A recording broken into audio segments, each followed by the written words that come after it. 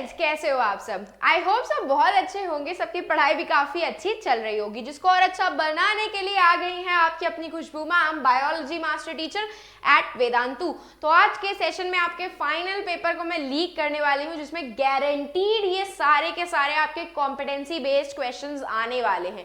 तो अगर आप ये क्वेश्चन सॉल्व कर पा रहे हो तो भाई बहुत ही अच्छी बात है, तब तो वेल एंड गुड कि आपसे एक क्वेश्चन इजीली सॉल्व हो रहे हैं। लेकिन अगर नहीं सॉल्व हो रहे हैं तो मेक श्योर जरूर करना कि आप अच्छे से पढ़ के जाओ ये सारे क्वेश्चंस और इनके सारे कंसेप्ट, क्योंकि कहीं से भी कुछ भी आ सकता है भाई। और ये फाइनल का पेपर जो मैं लीक करने वाली हूँ उससे तो 101% गारंटीड आएगा। तो भाई सीट की बेड़ी कस के बांध लो एंड स्टार्ट से लेकर एंड तक पूरे सेशन को वॉच करना, ताकि आपको पता चल जाए कि कौन कौन से इंपॉर्टेंट क्वेश्चंस हैं और टॉपिक कौन कौन से इंपॉर्टेंट है आपके फाइनल एग्जाम्स के लिए। चलो तो let's begin our session without wasting our time. तो सबसे पहले तो मैं आपको एक चीज बताने वाली हूँ कि वेदांतु आपके लिए लेकर के आया है प्रैक्टिस पेपर, जो कि भाई एकदम फ्री ऑफ कॉस्ट है। इसके लिए आपको कुछ भी करने की जरूरत नहीं है। जैसे आपको टेस्ट सीरीज में इधर से उधर ऑप्शंस पे जाना था, इसमें आपको कुछ भी नहीं करना है। इसी सेशन के डिस्क्रिप्शन बॉक्स में एक ऐसा एक लिंक अवेलेबल होगा। अगर वो लिंक दिखाऊं तो आपको कुछ इस तरीके से दिखेगा वो लिंक। जस्ट अ सेकेंड, ये जो लिंक है आपको कुछ इस तरीके से दिखेगा। Download CBSE class 9 practice paper 2024 PDF with solutions. जब आप इस लिंक पे क्लिक करोगे तो आपको ऐसी एक पेज ओपन होकर के आएगा, जिसमें अगर आपने रजिस्टर किया हुआ है तो डायरेक्ट आपको सैंपल पेपर्स की पीडीएफ दिख जाएंगी, उनका लिंक दिख जाएगा, जिसको ओपन करके आप डाउनलोड भी कर सकते हो और उनको प्रैक्टिस कर सकते हो। उसके लिए आपको कोई भी पैसा खर्चा करने की जरूरत नहीं पड़ेगी।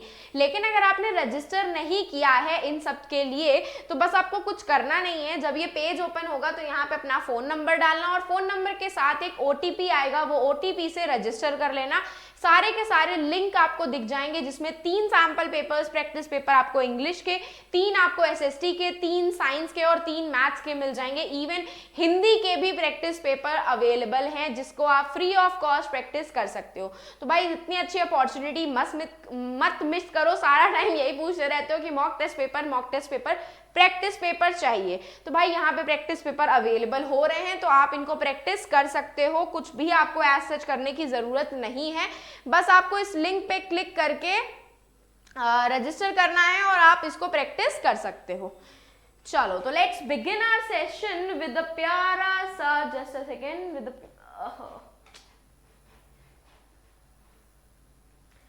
विद प्यारा सा मोटिवेशनल कोट कि plan your work and work according your plan exactly. अगर आपने अभी तक प्लान नहीं किया है कि आपको अपने सारे सब्जेक्ट्स के लिए कैसे प्रिपेयर करना है, फाइनल एग्जाम्स के लिए कैसे रिवीजन करना है, तो भाई वो प्लान बना लो और उस प्लान के अकॉर्डिंग ही रिवीजन करोगे अगर आप हर एक सब्जेक्ट का, तो बहुत ही टाइमली हर एक चीज कंप्लीट हो जाएगी। इवन प्रैक्टिस पेपर जो आपको प्रैक्टिस करने हैं वो भी कंप्लीट हो जाएंगे। तो मेक श्योर जरूर करना कि आप उसको अच्छे से प्लान कर रहे हो कि कौन से दिन पे आपको क्या रिवाइज करने का है, कितना टाइम आपको यूटिलाइज करना है एक पर्टिकुलर सब्जेक्ट के लिए। ठीक है, चलो तो let's begin our session with the very first question कि cells without nucleus can not survive for a longer period, give reason why. तो भाई जब सेल्स के अंदर न्यूक्लियस नहीं प्रेजेंट होगा या न्यूक्लियाई नहीं प्रेजेंट होगी तो सेल जो है वो लॉन्गर पीरियड ऑफ टाइम तक आपके जिंदा नहीं रह पाते। तो ऐसा भाई क्यों है?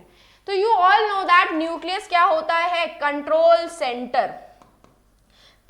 Centre of our cell. जैसे कि हमारे बॉडी में ब्रेन है, जो कि हमारा ब्रेन क्या है, हमारे बॉडी का ब्रेन जो है वो हमारे बॉडी का कंट्रोल सेंटर है। Similarly headquarters of the cell जो होता है, डिफरेंट नेम से हम अपने न्यूक्लियस को बुलाते हैं। हेडक्वार्टर्स ऑफ द सेल होता है हमारा न्यूक्लियस, जो कि जितनी भी हमारी एक्टिविटीज है वो कंट्रोल करता है। जैसे कि हमारे प्रोटीन सिंथेसिस की एक्टिविटी, एंजाइम के सिंथेसिस की एक्टिविटी, हॉर्मोन्स के सिंथेसिस की एक्टिविटी, लिपिड का सिंथेसिस, हमारी बॉडी में से क्या एक्सक्रीट करना है क्या नहीं नहीं करना है, कौन सा प्रोटीन सिंथेसिस करना है, कौन सा नहीं करना है, किस ऑर्गेनिज्म को या किस न्यूट्रिएंट को हमारे बॉडी सेल के अंदर रखना है या नहीं रखना है, ये सारी की सारी एक्टिविटीज आपका न्यूक्लियस कंट्रोल करता है।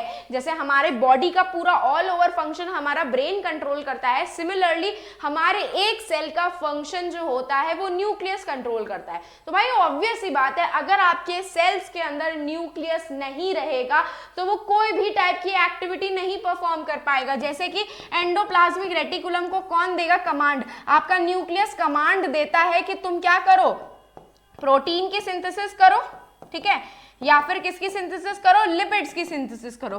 भाई अब एंडोप्लाज्मिक रेटिकुलम को कमांड ही नहीं मिल रहा है कि वो प्रोटीन की सिंथेसिस करे या लिपिड की, तो हमारी बॉडी को जब प्रोटीन की रिक्वायरमेंट होगी तो प्रोटीन नहीं मिलेगा, लिपिड की रिक्वायरमेंट होगी तो लिपिड नहीं मिलेगा, हार्मोन्स की रिक्वायरमेंट होगी हार्मोन्स नहीं मिलेंगे।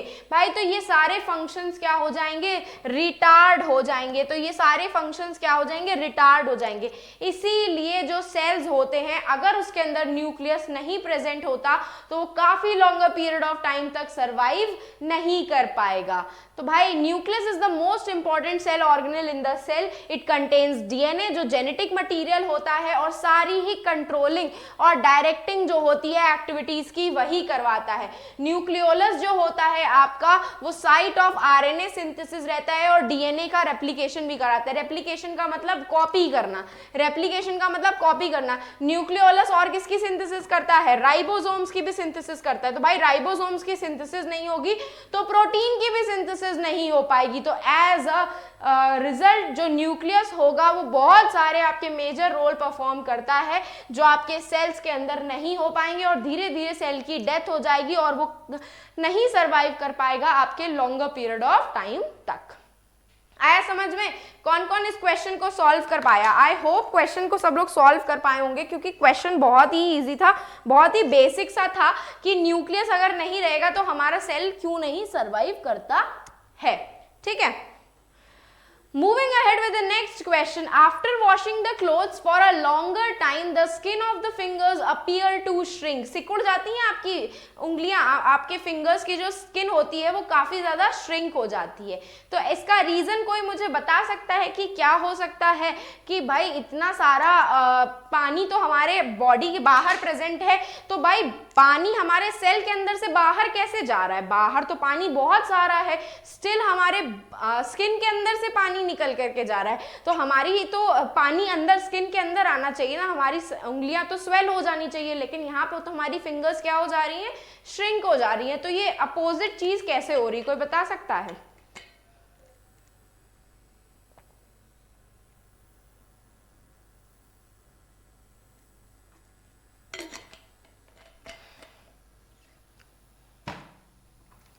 तो देखो भाई यहाँ पे क्या है कि पानी के साथ साथ क्या मिक्स रहता है, सोप मिक्स रहता है या फिर डिटर्जेंट मिक्स रहता है। ये सोप और डिटर्जेंट जो होते हैं ये एल्कलाइन होते हैं। क्या होते हैं? एल्कलाइन होते हैं। इसमें केमिकल्स की क्वांटिटी काफी ज्यादा होती है। क्या होती है? केमिकल्स की क्वांटिटी काफी ज्यादा होती है और उस टाइम पे जो वाटर होता है वो कैसा हो जाता है, सोप और डिटर्जेंट रिच हो जाता है। क्या हो जाता है? सोप और डिटर्जेंट रिच हो जाता है। तो उस कंडीशन में क्या होता है, हमारे सेल्स के अंदर, हमारे जो स्किन के सेल्स हैं, हमारे जो स्किन के जो सेल्स होते हैं फिंगर्स के, उसके अंदर वाटर का जो कंसंट्रेशन होता है वो ज्यादा हो जाता है। जबकि आउटसाइड सोप वाटर के अंदर, सोप के अंदर आपका पानी का कंटेंट जो होता है वो रिलेटिवली सेल के कंपैरिजन में कम रहता है, क्योंकि पानी जो होगा सेल के अंदर वो प्योर होगा आपका, उसके अंदर कुछ मिलावट नहीं रहती है ऐसे केमिकल्स की जो आपके सोप में केमिकल्स रहेंगे। तो यही रीजन होता है कि वो एक क्रिएट कर देता है हाइपरटोनिक सोल्यूशन। आपका जो सोप सोल्यूशन है वो आपका हाइपरटोनिक सोल्यूशन क्रिएट कर देता है, जिसकी वजह से आपके स्किन के अंदर के जो वाटर मॉलिक्यूल्स हैं, स्किन के अंदर के जो वाटर मॉलिक्यूल्स हैं यहाँ पे लो रहते हैं और यहाँ पे हाई रहते हैं। तो आपके हाई कंसंट्रेशन से लो कंसंट्रेशन में मूव करने लग जाते हैं, जिसकी वजह से आपकी स्किन के जो सेल्स होते हैं वो कैसे हो जाते हैं, श्रिंक हो जाते हैं। क्या हो जाते हैं? श्रिंक हो जाते हैं। समझे कि नहीं? तो सोप सोल्यूशन जो होता है वो काफी ज्यादा कंसेंट्रेटेड रहता है, उसमें केमिकल्स की क्वांटिटी काफी ज्यादा रहती है कंपेयर टू वाटर की क्वांटिटी, जिसकी वजह से वो एक हाइपरटोनिक सोल्यूशन क्रिएट कर देता है। तो पानी जो होता है हमारे फिंगर्स के सेल में से निकल करके आउटसाइड सोप सोल्यूशन में मूव करने लग जाता है by the process of exosmosis, by the process of exosmosis, जिसमें पानी जो होता है वो अंदर से बाहर जा रहा है। तो स्किन के अंदर से पानी निकल करके बाहर जाने लगता है, और जिसकी वजह से हमारे जो स्किन के सेल्स होते हैं, फिंगर्स के जो सेल होते हैं, वो क्या हो जाते हैं, श्रिंक हो जाते हैं। और इतने लंबे टाइम तक वॉशिंग, काफी लंबे टाइम तक वॉशिंग करने के बाद एकदम से वॉशिंग करना शुरू हुआ, एकदम से पानी का लॉस नहीं होता है, क्योंकि ऑस्मोसिस एक स्लो प्रोसेस है। तो अगर आपने बहुत लंबे टाइम तक सोप वाटर में हाथ डाला हुआ है तो धीरे धीरे करके काफी टाइम बाद आपके पानी जो है वो स्किन के सेल में से निकल करके सोप वाटर के अंदर जाने लगता है। तो ये प्रोसेस काफी स्लो है, क्योंकि ऑस्मोसिस एक स्लो प्रोसेस होता है, और उसमें भी ऑस्मोसिस कौन सा हो रहा है, एक्सोऑस्मोसिस का प्रोसेस हो रहा है, याद रखना ये चीज, ठीक है। चलो, तो moving ahead with the next question, mitochondria and plastids are known as semi autonomous cell organelles. तो भाई सेमी ऑटोनॉमस सेल ऑर्गेनेल का मतलब पता है क्या होता है, सेमी ऑटोनॉमस, सेमी ऑटोनॉमस का मतलब, सेमी का मतलब आधा, हाफ, और ऑटोनॉमस का मतलब होता है जो अपना आधा काम खुद कर रहे हैं। क्या कर रहे हैं, अपना आधा काम खुद कर रहे हैं। तो अगर मैं माइटोकॉन्ड्रिया और आपके प्लास्टिड्स की बात करूं, तो आपको पता है कि दोनों के पास क्या होता है, अपना खुद का डीएनए होता है, और खुद का प्रोटीन वो सिंथेसिस कर सकते हैं, क्योंकि उनके पास खुद के राइबोसोम्स होते हैं। तो खुद का डीएनए होता है, खुद का राइबोसोम्स होता है, जो खुद के प्रोटीन सिंथेसिस कर सकते हैं। उनको ज्यादा प्रोटीन्स की रिक्वायरमेंट नहीं होती, जो endoplasmic reticulum, rough endoplasmic reticulum synthesise करते हैं। तो ये क्या कर रहे हैं, सेमी ऑटोनॉमस है। सेमी ऑटोनॉमस मतलब अपना आधा काम ये खुद कर पा रहे हैं, जिसका रीजन क्या है कि they contain their own DNA and ribosomes which can, their DNA can instruct ribosomes to synthesise the proteins which is required by the mitochondria and plastid. That's why they can do half of their work on their own. That's why they are known as semi-autonomous cell organelle. अपना आधा काम खुद से perform करने की वजह से, खुद का डीएनए होता है उनके पास जो कि रेप्लिकेट कर सकता है, वो अपना खुद का एंजाइम सिंथेसिस कर सकते हैं, उनके खुद के पास राइबोसोम्स होता है, राइबोसोम्स होने की वजह से वो अपने खुद के प्रोटीन्स की सिंथेसिस कर सकते हैं, ठीक है। इसीलिए they are regarded as semi autonomous, not fully autonomous. इसीलिए उनको सेमी ऑटोनॉमस बोलते हैं, क्योंकि वो अपने खुद के एंजाइम की सिंथेसिस, खुद के प्रोटीन की सिंथेसिस खुद से कर सकते हैं, कुछ बहुत काम वो खुद से कर सकते हैं। इसीलिए हम उनको फुल्ली ऑटोनॉमस नहीं, सेमी ऑटोनॉमस सेल ऑर्गेनेल्स बोलते हैं। तो ऐसा बड़ा सा आंसर आप लोग लिख करके आ जाना अपने आंसर्स को जस्टिफाई करने के लिए, ठीक है। चलो, moving ahead with the next question, lysosomes are called by different names such as suicidal bags of the cells waste disposal system or demolition squads. तो जस्टिफाई योर आंसर। भाई आपके लाइसोसोम्स ऐसे सेल ऑर्गेनेल्स होते हैं जिनके पास खुद के पास अपने हाइड्रोलिटिक एंजाइम्स होते हैं। ये हाइड्रोलिटिक एंजाइम्स को हम डाइजेस्टिव एंजाइम्स भी लिख सकते हैं। ये सारे डाइजेस्टिव एंजाइम्स जो होते हैं या तो क्या करते हैं, डाइजेशन का फंक्शन परफॉर्म करते हैं। डाइजेशन इन द सेंस खाने का डाइजेशन नहीं, ये चीजों को ब्रेक डाउन करते हैं। क्या करते हैं, कॉम्प्लेक्स चीजों का ब्रेक डाउन करवाते हैं, चाहे वो आपका फूड हो, चाहे वेस्ट मटेरियल ही क्यों ना हो। तो सबका ब्रेक डाउन करवाने के लिए आपके ये हाइड्रोलिटिक एंड डाइजेस्टिव एंजाइम्स जो इनके अंदर होते हैं वो रिस्पॉन्सिबल होते हैं। इसीलिए हम लाइसोसोम्स को सेल का वेस्ट डिस्पोजल, डिमोलिशन स्क्वाड्स सब कुछ बोलते हैं। रही बात सुसाइडल बैग्स की, तो भाई सुसाइडल बैग्स हम इसीलिए बोलते हैं क्योंकि ये हाइड्रोलिटिक एंजाइम्स इतने पावरफुल होते हैं कि एक पूरी सेल ऑर्गेनेल को ब्रेक डाउन कर सकते हैं, उसको डिमोलिश कर सकते हैं, उसको गायब कर सकते हैं ब्रेक डाउन करके, ठीक है। तो इसीलिए भाई क्या होता है, कभी कभी सेल जो होता है, कभी कभी सेल जो होता है वो क्या हो जाता है, इन्फेक्ट हो जाता है, किसी बैक्टीरियल इन्फेक्शन की वजह से इन्फेक्ट हो गया, या कोई वायरस की वजह से, पैरासाइट या फंगस की वजह से। तो ऐसे इन्फेक्टेड जो सेल्स होते हैं ना, वो अपने आसपास सेल्स को भी खराब कर सकते हैं। क्या कर सकते हैं, अपने आसपास के सेल्स को खराब कर सकते हैं। तो भाई आसपास के सेल्स ना खराब हो, इसीलिए इस सेल का जो लाइजोसोम होता है, इस सेल का जो लाइजोसोम होता है खुद को बर्स्ट कर लेता है, खुद को बर्स्ट कर लेता है, फट जाता है, और उसके अंदर से सारे हाइड्रोलिटिक एंजाइम्स क्या हो जाते हैं, रिलीज हो जाते हैं। और जब ये हाइड्रोलिटिक एंजाइम रिलीज होते हैं तो ये आपके सेल के अंदर जितने भी ऑर्गेनल्स हैं, हार्मोन्स हैं, प्रोटीन्स हैं, फलाना ढिमकाना, जो भी मटेरियल प्रेजेंट होता है उस सब को क्या कर लेते हैं, डाइजेस्ट कर लेते हैं। और इस तरीके से ये क्या कर देते हैं, खुद के सेल की खुद से ही डेथ करवा देते हैं। खुद के सेल की, जिनके अंदर ये लाइजोसोम्स प्रेजेंट होते हैं, खुद से ही खुद के सेल की डेथ करवा देते हैं। इसीलिए हम इन्हें सुसाइडल बैग्स भी बोलते हैं, क्योंकि इन्होंने खुद से ही खुद के सेल्स को मार दिया। ठीक है, इसीलिए हम इनको सुसाइडल बैग्स भी बोलते हैं। तो लाइसोसोम्स और इनके पास क्या होते हैं, हाइड्रोलिटिक एंजाइम्स होते हैं, जो क्या कर सकते हैं, ऑटोलिसिस कर सकते हैं, मतलब किसी का ब्रेक डाउन कर सकते हैं। और जब अगर आपका सेल जो होता है वो खराब हो जाता है तो ये बर्स्ट हो जाते हैं। बर्स्ट होने की वजह से ये हाइड्रोलिटिक एंजाइम्स रिलीज करते हैं, जो कि सेल को डाइजेस्ट कर लेता है, और अल्टीमेटली सेल की क्या हो जाती है, डेथ हो जाती है। इसीलिए they are known as suicidal bags of the cells. और इतने डिफरेंट नामों से हम अपने लाइसोसोम्स को बुलाते हैं। समझे क्यों बुलाते हैं? इजी सा क्वेश्चन था, कोई ऐसा दिक्कत नहीं थी, लेकिन आ सकता है। ठीक है, moving ahead with the next question, epidermal cells secrete thick and waxy layer in cactus, why? तो भाई एपिडर्मल सेल्स जो होते हैं ये क्या होते हैं, they are the outermost layer, they are the outermost layer of the plant. ठीक है, outermost layer of the plants, plants की सबसे आउटर मोस्ट लेयर होती है आपके प्लांट्स की। और ये एपिडर्मल सेल्स एक वैक्सी कोटिंग सिक्रीट करते हैं, एक वैक्सी सब्सटेंस सिक्रीट करते हैं, जिसको हम क्या बोलते हैं, क्यूटिन बोलते हैं। ये जो क्यूटिन होता है ना, इतना वैक्सी होता है कि इसके अंदर से पानी नहीं पेनिट्रेट हो सकता। आपने ऑयल के अंदर से पानी को कभी जाते हुए देखा है? नहीं।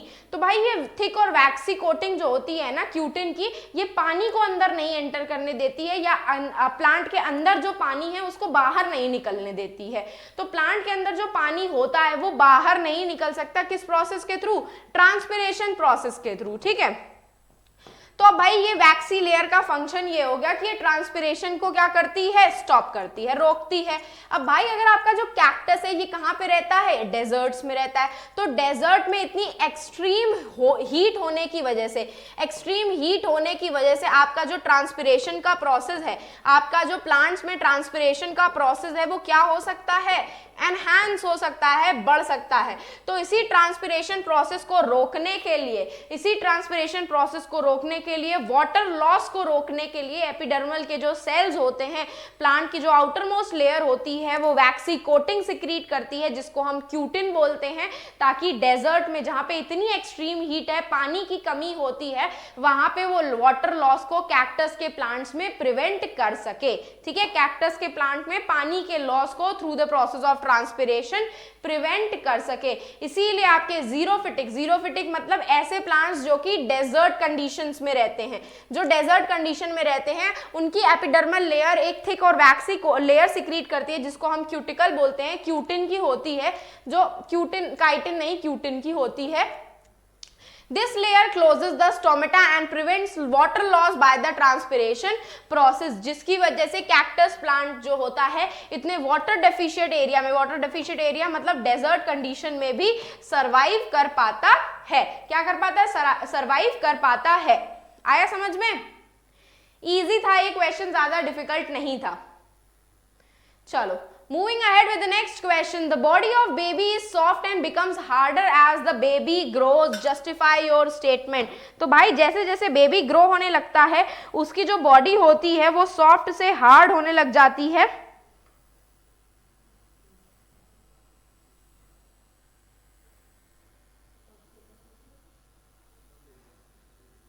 ऐसा क्यों होता है, कोई बता सकता है?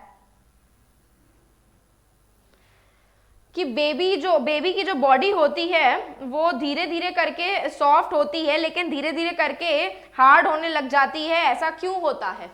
तो भाई बेबी की जो बॉडी होती है वो सॉफ्ट इसलिए होती है बिकॉज उसके अंदर ज्यादातर क्या प्रेजेंट होते हैं, कार्टिलेज प्रेजेंट होते हैं। And you know that cartilage हल्के से सॉफ्ट होते हैं, सेमी रिजिड होते हैं, ठीक है, सेमी रिजिड होते हैं, जिनके अंदर मिनरल्स नहीं होते, जिनके अंदर मिनरल्स की अवेलेबिलिटी नहीं रहती है। लेकिन जैसे जैसे बेबी जो होता है वो ग्रो करने लगता है, जैसे ही बेबी आपका ग्रो करने लगता है, ये कार्टिलेज जो होते हैं धीरे धीरे बोन्स में कन्वर्ट होने लगते हैं, बोन्स में कन्वर्ट होने लगते हैं। उस प्रोसेस का नाम होता है ऑसिफिकेशन। ऑसिफिकेशन जो होता है, कार्टिलेज के जो सेल्स होते हैं वो बोन सेल्स में कन्वर्ट होने लगते हैं क्योंकि उनके अंदर मिनरल्स का डिपॉजिट होने लगता है, मैग्नीशियम, कैल्शियम, इन सब का डिपोजिशन होने लग जाता है कार्टिलेज में, जो धीरे धीरे करके बोन्स में कन्वर्ट होने लग जाते हैं। इसीलिए जैसे जैसे बेबी ग्रो होता है उसकी बॉडी सॉफ्ट से कन्वर्ट होकर के हार्ड होने लग जाती है, ठीक है। तो baby of the body is mainly composed of cartilage, और जैसे जैसे बेबी ग्रो होता है calcium and magnesium salt deposit होने लग जाता है उसकी बॉडी में, जो कि क्या करता है, उसके बोन्स को हार्ड बनाने लग जाता है और आपकी कार्टिलेज का कन्वर्जन हो जाता है बोन्स में bye the process of ossification.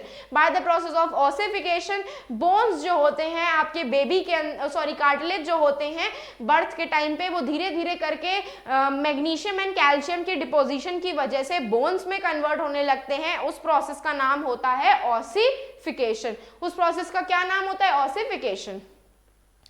Moving ahead with the next question, young stems bend but do not break. Why? तो भाई young stems के अंदर ऐसा क्या प्रेजेंट होता है जिसकी वजह से वो ब्रेक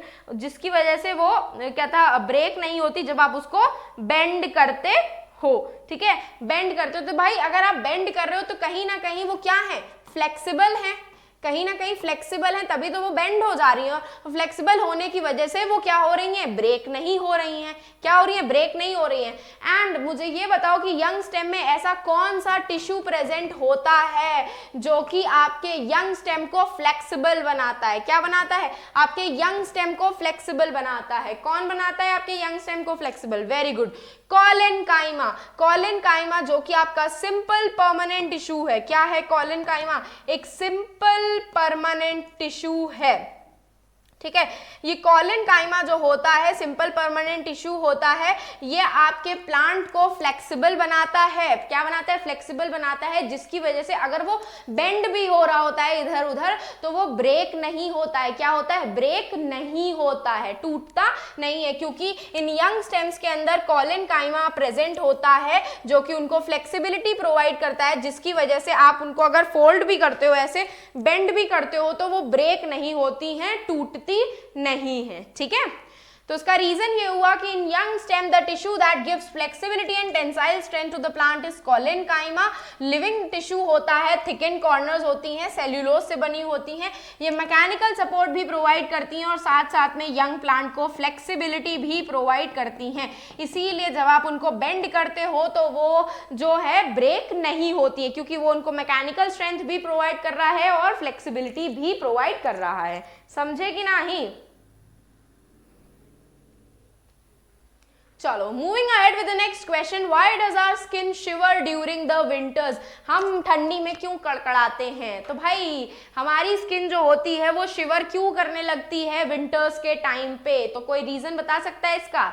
देखो भाई, स्किन जो होती है वो किससे कनेक्टेड होती है, मसल से कनेक्टेड होती है थ्रू द एरियोलर टिश्यू, ठीक है। किससे कनेक्टेड होती है, एरियोलर टिश्यू से कनेक्टेड होती है आपकी स्किन मसल से।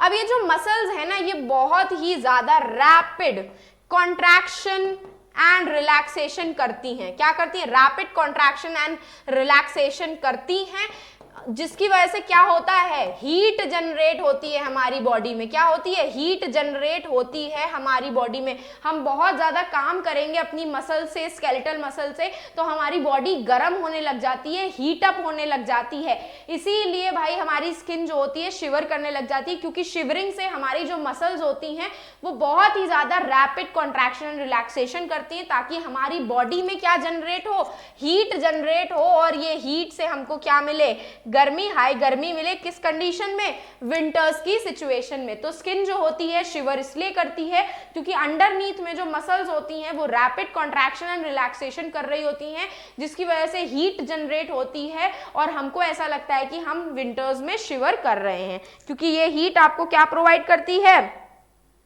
ये हीट आपको क्या प्रोवाइड करती है भाई, ठंडी में सर्वाइव करने की ताकत प्रोवाइड करती है, ऑब्वियस सी बात है।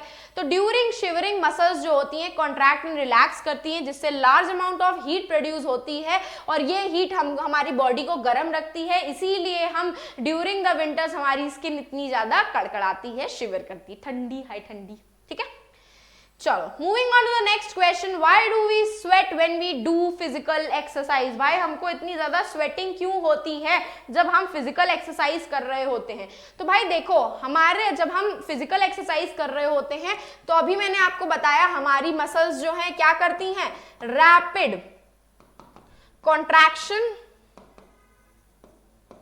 एंड रिलैक्सेशन करती हैं, रैपिड कॉन्ट्रैक्शन एंड रिलैक्सेशन करती हैं, जिसकी वजह से हमारी बॉडी में large amount of heat generate होती है, लार्ज अमाउंट ऑफ हीट जो होती है वो जनरेट होती है। Large amount of heat generate होने की वजह से हमारे जो बॉडी का टेम्परेचर है, हमारी बॉडी का टेम्परेचर कितना रहता है 37 डिग्री सेल्सियस, वो क्या होने लगता है, इंक्रीज होने लग जाता है। क्या होने लगता है, इंक्रीज होने लग जाता है। तो भाई हमारी बॉडी जो है टेम्परेचर क्या करती है, मेंटेन करती है, टेम्परेचर मेंटेन करती है। कैसे, by activating our sweat glands. हमारे स्वेट ग्लैंड्स को क्या कर लेती है, स्वेट ग्लैंड्स को क्या करती है, एक्टिवेट कर देती है। क्या करती है, एक्टिवेट कर देती है, जिसकी वजह से हमें क्या हो जाती है, स्वेटिंग होने लग जाती है और हमारा बॉडी का जो टेम्परेचर रहता है वो मेंटेन होने लग जाता है, हमारी बॉडी का टेम्परेचर मेंटेन होता है। हमारे मसल्स जो हैं वो रैपिड कॉन्ट्रैक्शन एंड रिलैक्सेशन करते हैं एक्सरसाइज के टाइम पे, जिससे हीट बहुत ज्यादा जनरेट होती है, हमारी बॉडी का टेम्परेचर जो है वो इंक्रीज होने लग जाता है। तो हमारी बॉडी जो है वो 37 डिग्री सेल्सियस को मेंटेन करने के लिए हमारे स्वेट ग्लैंड्स जो होते हैं उनको एक्टिवेट कर देती है और हमको स्वेटिंग होने लग जाती है, हाई गर्मी पसीना आने लग जाता है। ठीक है, स्वेटिंग होने लग जाती है। तो भाई फिजिकल एक्सरसाइज जो होती है वो हमारी बॉडी में हीट जनरेट करती है, हमारी बॉडी का टेम्परेचर कांस्टेंट रहता है, एक जैसा ही रहता है। तो उस कांस्टेंट टेम्परेचर को मेंटेन करने के लिए हमारे स्वेट ग्लैंड्स जो हैं एक्टिवेट हो जाते हैं, वो स्वेटिंग का फंक्शन परफॉर्म करने लगते हैं और स्वेटिंग जब इवापोरेट होती है तो बॉडी का नॉर्मल टेम्परेचर जो होता है वो मेंटेन होने लग जाता है। ठीक है, क्या होने लग जाता है, मेंटेन होने लग जाता है। तो भाई moving ahead with the next question, if the organisation of the cell is destroyed due to some physical और chemical influence, what will happen. तो भाई अगर सेल का ऑर्गेनाइजेशन डिस्ट्रॉय हो गया, तो सेल का ऑर्गेनाइजेशन जो डिस्ट्रॉय होगा, सबसे पहले स्टार्ट तो प्लाज्मा मेम्ब्रेन से ही होगी। अगर सपोज करो उसकी प्लाज्मा मेम्ब्रेन ब्रेक हो गई, अगर सपोज करो उसकी प्लाज्मा मेम्ब्रेन जो है वो ब्रेक हो गई, तो भाई प्लाज्मा मेम्ब्रेन ब्रेक होगी तो क्या होगा, ऑब्वियस सी बात है सारे के सारे सेल ऑर्गेनल्स जो आपके सेल के अंदर प्रेजेंट है वो बाहर निकलने लग जाएंगे, इस तरह से सेल की डेथ हो जाएगी। सपोज करो अगर प्लाज्मा मेम्ब्रेन भी नहीं टूटी, आपकी ब्रेक नहीं हुई, कोई सेल ऑर्गेनल ऐसा है आपके सेल के अंदर जिसकी क्या हो गए, वो खराब हो गया, तो भाई एक सेल ऑर्गेनल की वजह से आपके सारे सेल ऑर्गेनल्स काम नहीं करेंगे, क्योंकि सारे एक दूसरे पे डिपेंडेंट रहते हैं। तो कहीं ना कहीं एट द एंड सिचुएशन में सेल की क्या हो जाएगी, डेथ हो जाएगी, सेल की डेथ हो जाएगी। ठीक है, if the organization of cell is destroyed due to some physical or chemical condition, the cell will not able to perform basic functions जैसे कि digestion, excretion, respiration, और सारी activities life की क्या हो जाएंगी, stop हो जाएंगी, and जो cell जो हो जाएगा उसकी death हो जाएगी, cell जो हो जाएगा उसकी death हो जाएगी। ठीक है, चलो moving ahead with the next question जो कि एक एमसीक्यू बेस्ड क्वेश्चंस है। Cell have parts called cell organelles, which of the following organelles are found only in plant cells. सिर्फ और सिर्फ प्लांट में प्रेजेंट होते हैं, कौन से, nucleus, chloroplast, cell membrane and mitochondria. क्या होना चाहिए, जो कि आपके सिर्फ और सिर्फ प्लांट सेल में प्रेजेंट होते हैं। Very good, chloroplast is the correct answer, जो आपके प्लास्टिड्स होते हैं और ये सिर्फ और सिर्फ आपके प्लांट सेल में प्रेजेंट होते हैं। Moving ahead with the next question, which part of the plant cell contains chlorophyll that is involved in photosynthesis? Amyloplast, chromoplast, chloroplast या फिर ल्यूकोप्लास्ट? इसमें से कौन से ऐसे सेल ऑर्गेनल हैं जो कि जिसमें क्लोरोफिल प्रेजेंट होता है और वो फोटोसिंथेसिस का प्रोसेस परफॉर्म करते हैं? वेरी गुड, क्लोरोप्लास्ट, क्योंकि क्रोमोप्लास्ट जो होते हैं वो कलर्ड प्लास्टिड्स होते हैं, या आपके फ्रूट्स एंड फ्लावर्स में प्रेजेंट होते हैं, और ल्यूकोप्लास्ट आपके कलरलेस प्लास्टिड्स होते हैं। क्या होते हैं? कलरलेस प्लास्टिड्स होते हैं जिनका काम सिर्फ स्टोरेज का होता है। तो करेक्ट आंसर क्लोरोप्लास्ट हो गया। ठीक है, moving ahead with the next question, what is the name of the genetic material that is inside the nucleus? इसमें से कौन सा जेनेटिक मटेरियल आपके न्यूक्लियस के अंदर प्रेजेंट होता है? एटीपी, डीएनए, एंडोप्लाज्मिक रेटिकुलम या फिर आरएनए? तो भाई कौन सा जेनेटिक मटेरियल प्रेजेंट होता है? Very good, DNA is the correct answer. अगर यूकैरियोटिक ऑर्गेनिज्म की बात करोगे तो डीएनए होगा, और अगर प्रोकैरियोटिक ऑर्गेनिज्म की बात करोगे तो आरएनए होगा। यूकैरियोटिक ऑर्गेनिज्म में डीएनए प्रेजेंट होता है, प्रोकैरियोटिक ऑर्गेनिज्म में आरएनए प्रेजेंट होता है, जैसे कि वायरस, बैक्टीरिया वगैरह में। ठीक है, चलो moving ahead with the next question, in which of the following part that the excretion of amoeba takes place? Contractile vacuole, plasmalemma, parapodia या फिर न्यूक्लियस? कौन सा ऐसा पार्ट है जिसमें एक्सक्रीशन ऑफ अमीबा होता है? क्या होना चाहिए? वेरी गुड भाई, प्लाज्मा लेमा। ये क्वेश्चन मैं आपको कंफर्म करके बताऊंगी। ठीक है, ये आपको मैं कंफर्म करके बताऊंगी, अभी ये कंफर्म नहीं है। ठीक है, तो इसको अवॉइड करना। ठीक है, ये आपके सिलेबस में नहीं है तो इसको आप अवॉइड करना। Moving ahead with the next question, in amoeba the process of nutrition is?